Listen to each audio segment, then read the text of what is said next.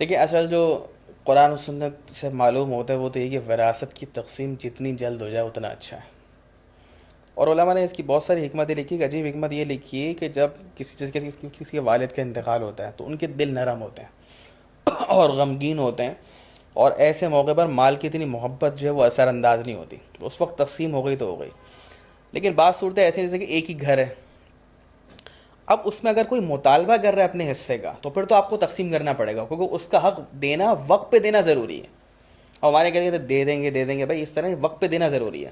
اب اس کی ایک شکل تو ہے کہ آپ مکان بیچ کے کیش کے طور پہ تقسیم کریں, لیکن اگر آپ چاہتے ہیں میں مکان نہیں بیچنا چاہ رہا ہوں تو اس کا حل یہ ہے کہ ایک وارث اس کا حصہ بھی اپنی طرف کر لے اور اس کی مارکیٹ ویلیو لگا کے باہمی رضامندی سے ایک قیمت طے کر کے اس کی قیمت دے دیں.